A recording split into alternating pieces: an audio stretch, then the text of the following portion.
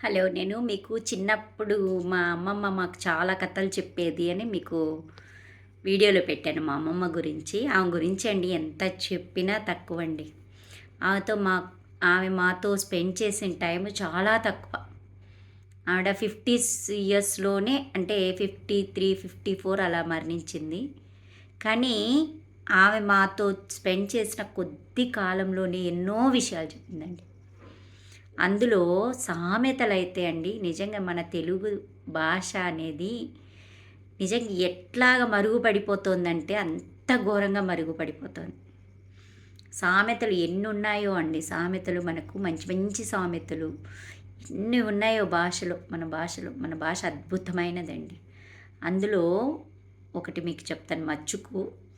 అదేంటంటే మొల్లె మొగలి రేకు. అంటే మొల్లె అంటే చిన్న పిల్లలాగా యాక్ట్ చేయడం అనమాట. ఇప్పుడు అందరూ మొల్లలేనండి. అంటే అమిత గారాబం. చిన్న పిల్లలాగా ఇప్పుడే పుట్టినట్టు ఎంత పెద్దవాళ్ళైనా ఇప్పుడే పుడతారు. అట్లా మొగలి రేకు. మొగలి రేకు అంటే మొగలి రేకులు సీరియల్ కాదండోయ్. మీరు గూగుల్‌లో కొడితే మొగలి రేకులు అని కొడితే మొగలి రేకులు జెమినీ సీరియల్ అని వస్తది. అది కాదు. మొగలి రేకులు అంటే మొగలి చెట్టు, మొగలి పువ్వు. ఒకప్పుడు మేము చిన్నప్పుడండి మా అమ్మమ్మ జడలేసేది దాంతో మొగలి రేకుల జడ. అది కానీ వేసుకుంటే అండి వాసన వస్తుంది. అది మన ఇట్లా ఫ్లవర్ వాజ్ లాగా వేస్తారండి జడ.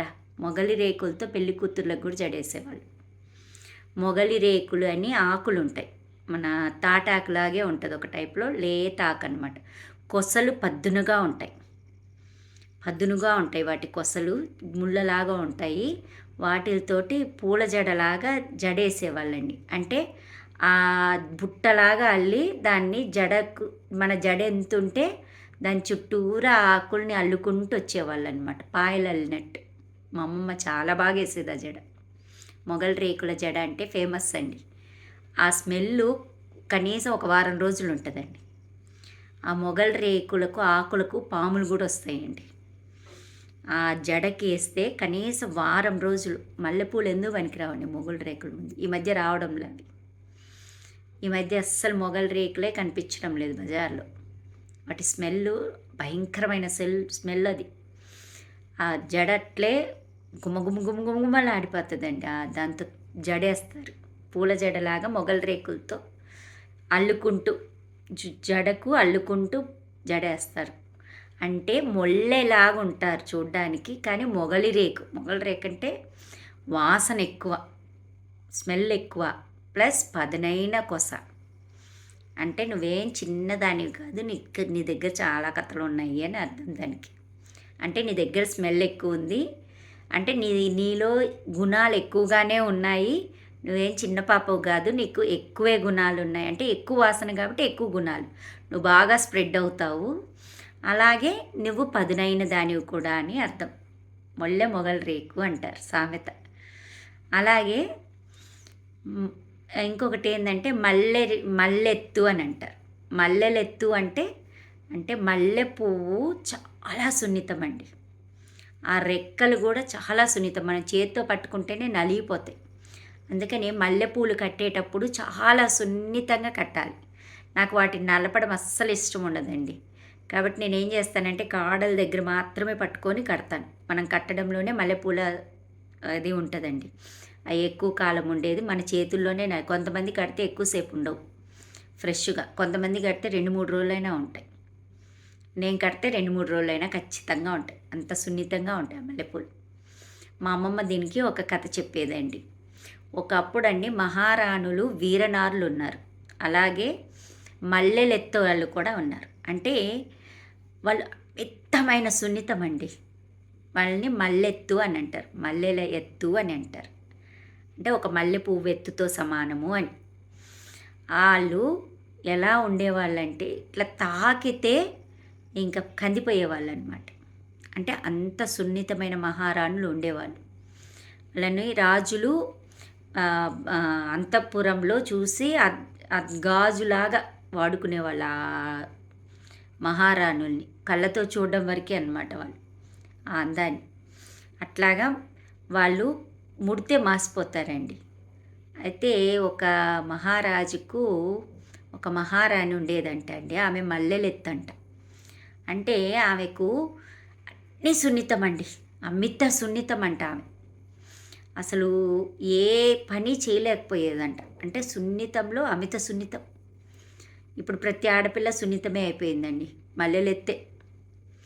మల్లె పువ్వమ్మ, అంత సున్నితమమ్మ, కందిపోద్దమ్మా అని అంటారు కదా. ఆవిడకంట అండి రాత్రిపూట నిద్రపోవాలంటే ఆమె ఒళ్ళు ఒత్తుకోకుండా, అంటే ఒళ్ళు ఒత్తుకుంటే కూడా ఆమె కందిపోయేదంట. ఒళ్ళు కూడా ఈ పంతా కందిపోయేదంట.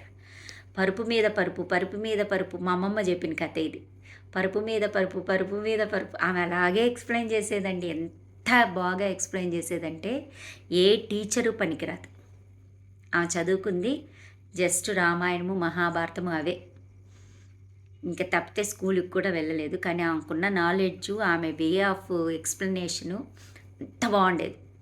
ఒక టీచర్ కూడా పనికిరాదండి. కథ చెప్పిందంటే అసలు ఇంకా లీనమైపోయేవాళ్ళం. అంత బాగా చెప్పేది. పరుపు మీద పరుపు, పరుపు మీద పరుపు. ఆ చెప్పేటప్పుడు కూడా ఇట్లా ఎక్స్ప్లెయిన్ చేసేది. ఒక రకంగా నాకు టీచింగు అలానే బాగా వస్తుందేమో. నేను బాగా టీచ్ చేస్తాను. అది ఆమెను చూసి నేర్చుకున్నానేమో అనిపిస్తుంది పిల్లల దగ్గర.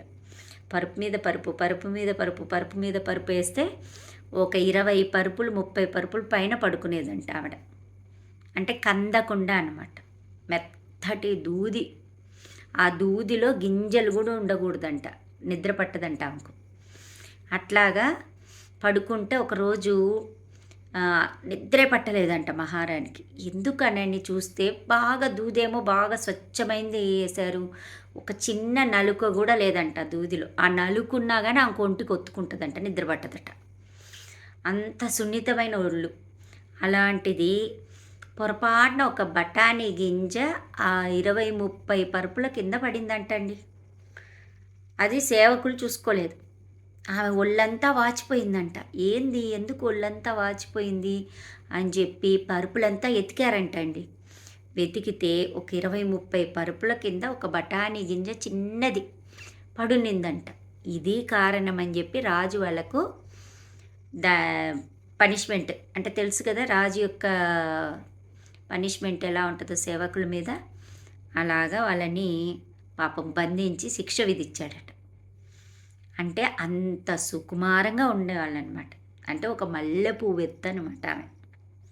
సో ఇవన్నీ మంచి మంచి సామెతలండి. దాని వెనక చాలా నాలెడ్జ్ ఉంది, చాలా ఇన్ఫర్మేషన్ ఉంటుంది. అంటే అలా పెంచకూడదు అని అర్థం. ఆడపిల్లల్ని ఇప్పుడు అందరూ మల్లెలెత్తులే చేస్తున్నారు, మొగల్ రేకులే. ఓకేనా. చూడ్డానికి మొల్లెల్లాగా ఉంటారు కానీ మొగల్ రేకులు.